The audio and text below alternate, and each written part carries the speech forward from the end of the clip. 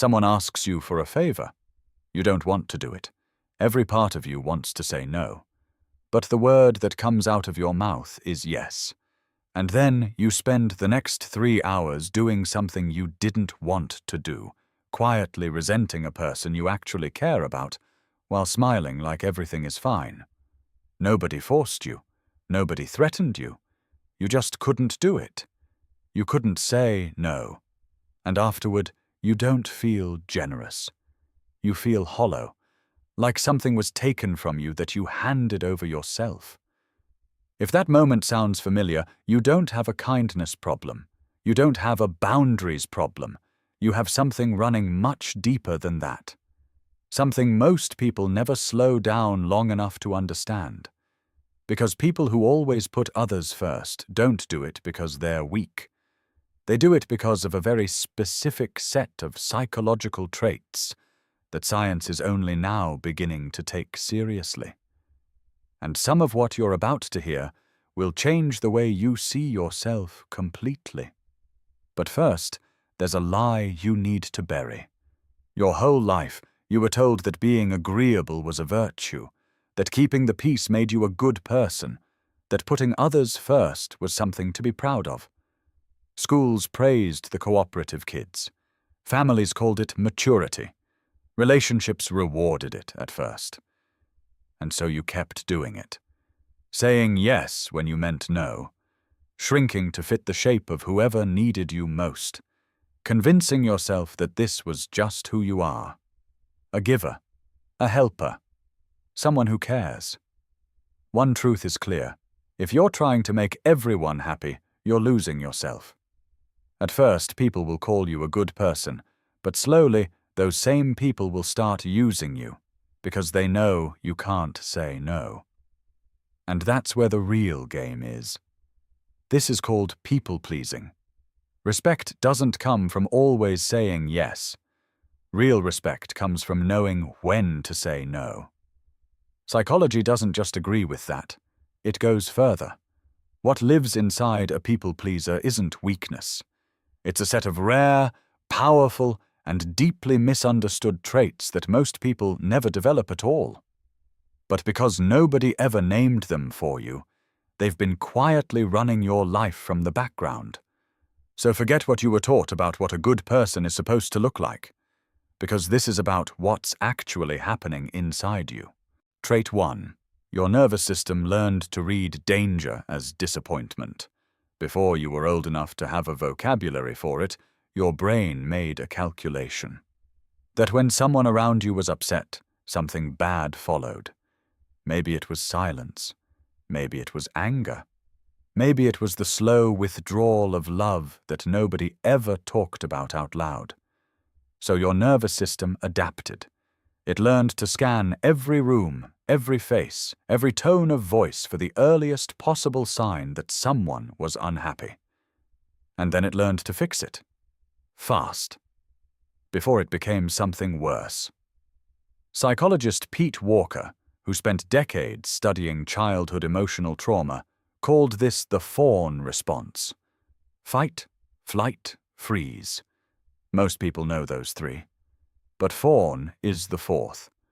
It's what happens when a nervous system decides that the safest way to survive is to make sure nobody around you ever has a reason to turn on you. You didn't choose this. It was built into you before you even knew what choosing was. And here's the part that will stay with you. That same nervous system is still running the same program today. Every time you say yes when you mean no, that's not weakness. That's a survival system doing exactly what it was designed to do. Decades after the original threat stopped being real. Trait 2. You feel other people's emotions as if they belong to you. Tell me if this sounds right. Someone walks into the room visibly stressed, and before they say a single word, something in your chest tightens. You haven't been told anything yet, but you already feel it. Psychologist Elaine Aron, who researched what she called the highly sensitive person, found that roughly 20% of the population processes sensory and emotional information at a significantly deeper level than everyone else. Their brains don't filter emotional input the way most people's do. They absorb it. You don't just notice that someone is unhappy, you feel their unhappiness. And because you feel it, you want to remove it. Not because you were asked to, but because sitting with someone else's discomfort inside your own body is genuinely painful for you. This is not a character flaw. It is one of the most rare forms of emotional intelligence that exists. But without a boundary between what you feel and what belongs to someone else, it becomes the mechanism that runs your entire life. You help people not because you want to. You help because their pain has already become yours, and helping is the only way to get relief. Trait 3. You have a self you stopped introducing to people a long time ago. Somewhere, you have opinions you don't share, preferences you override before anyone else even gets a chance to weigh in. A version of yourself that shows up briefly, alone, and then gets quietly put away when other people walk into the room. Dr. Harriet Breaker, in her landmark research on approval-seeking behavior, found that chronic people-pleasers don't lack personality. They have a complete interior world. They just learned, gradually, that showing it was a risk they couldn't afford. Because the one time you disagreed, there was tension. The one time you said what you actually wanted, someone was disappointed. And your brain, which remembers emotional data the way other brains remember facts, logged it, filed it, and started editing you in advance. So now other people know a version of you, a pleasant, agreeable, easy version, and they love that version, which is exactly the problem. Because somewhere underneath all that ease, there is a person who has never been fully seen, and that invisibility has a weight to it. You feel it most when someone calls you easygoing and a part of you wants to laugh or cry. You can't always tell which. Trait 4. Your kindness is real, and it's also exhausting you.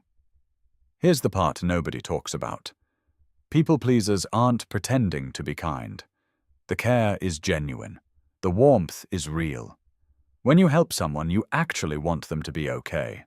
That part is not a performance. But there are two people in every yes you give.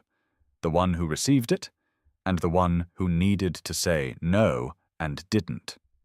Research from the University of Freiburg on emotional labor found that people who consistently suppress their own needs to meet the needs of others don't just experience fatigue. They experience a specific kind of depletion that rest doesn't fully fix, because the exhaustion isn't physical. It's the accumulated cost of a self that never gets to take up space. And at some point, the kindness starts to curdle. Not on the outside, you're still smiling. But somewhere on the inside, there's a quiet resentment building, toward the people you've given too much to, toward yourself for allowing it. And that resentment frightens you, because you're not supposed to feel that way. You're supposed to be a good person. You are a good person.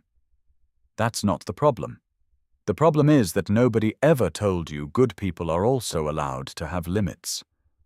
Now stop, because there's something uncomfortable we have to look at. Everything described so far is about wiring, about traits that were formed by experience and reinforced over years. None of it is your fault. But there is a version of people-pleasing that goes beyond wiring. Ask yourself honestly, do you help people because it genuinely brings you meaning? Or do you help because you're terrified of what happens if you stop? Because you've built your entire identity around being needed. And without that, you don't know who you are. One is a strength that needs a boundary. The other is a wound that needs attention. They look identical from the outside. Only you know which one is closer to the truth. Trait 5. You understand people in ways they don't understand themselves. And this is the one they never tell you about. People-pleasers, because of everything above.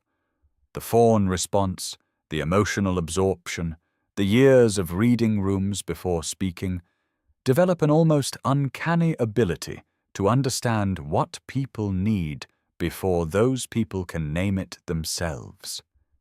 You know when a friend needs to be held, and when they need to be challenged. You know when your silence is more useful than your words. You know how to make people feel safe in ways that most people couldn't engineer deliberately if they tried. Researcher William Ickes at the University of Texas spent years studying what he called empathic accuracy, the ability to correctly identify what another person is thinking and feeling in real time. Most people score average, a rare group scores extraordinary. And the common thread wasn't personality type, it was a history of having to pay close attention to other people in order to feel safe. Your radar was built by difficulty, but it is real, and it is remarkable. Zoom out now, a nervous system wired to prevent disappointment, emotions absorbed from other people like weather, a private self that learned to stay hidden, a generosity that has been quietly costing you, and a depth of perception that most people will live their entire lives without developing. This is not a collection of flaws. This is an entire interior architecture, built under pressure, refined over years, running constantly beneath the surface. The tragedy is that most people who carry all of this have spent their lives believing the problem is that they care too much, too giving, too sensitive, too soft. Nobody told them that what they've been calling their weakness is actually one of the rarest psychological profiles that exists. The world will keep rewarding the people who take without hesitation. People will keep leaning on you because leaning on you is easy, and because you've never given them a reason to think you might push back. But somewhere under all that accommodation, under every yes that should have been a no, there is a person who knows exactly what they need. They just haven't decided yet that they're allowed to ask for it.